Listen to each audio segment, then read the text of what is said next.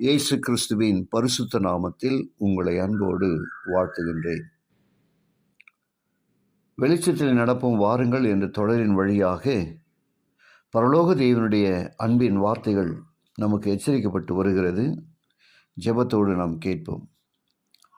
ரோம சபையின் கோட்பாடுகளை புரோட்டஸ்டன்ட் சபைகள் பின்பற்றும் நிலை. லுத்தரோ அவரை பின்பற்றினவர்களோ சீர்திருத்த மதத்தை கண்டுபிடிக்கவில்லை. கிறிஸ்துவும் அப்போஸ்தலர்களும் முன்வைத்தவைகளை அவர்கள் அப்படியே ஏற்றுக்கொண்டனர். வேதாகமம் போதுமான வழிகாட்டியாக நமக்கு வழங்கப்பட்டிருக்கிறது. ஆனால் போப்பும் அவரது பணியாளர்களும் அதை ஒரு சாபம் போல ஜனங்களிடமிருந்து அகற்றுகிறார்கள். ஏன் தெரியுமா? அது அவர்களின் பாசாங்குகளை அம்பலப்படுத்துகிறது மற்றும் அவர்களின் உருவ வழிபாட்டை கண்டிக்கிறது.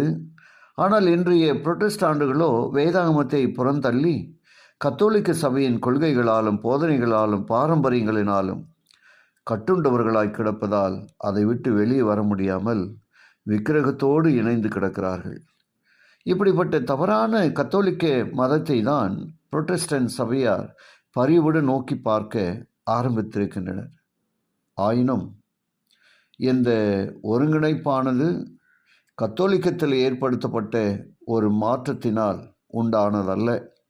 ஏனென்றால் ரோம் ஒருபோதும் மாறுவதில்லை. அவள் தவறிழைக்காத தன்மையை உடையவள் என்று உரிமை பாராட்டுகிறாள். புரொட்டஸ்டன்ட் மார்க்கம்தான் மாறக்கூடியதாகும். அதை கையாளுகிற தாராளவாத கொள்கைகளால் கத்தோலிக்கத்தின் கரத்தை பற்றி கொள்ள வேண்டிய இடத்திற்கு அதனை கொண்டு வரும். சொருபம் எப்படி உண்டாக்கப்படுகிறது? இந்த நாட்களில் புரொட்டஸ்டன்ட் சபைகள் வெவ்வேறு பெயர்களை வைத்திருந்தாலும் அவையாவும் போப்பு சபையின் சொருபமாகவே விளங்குகிறது.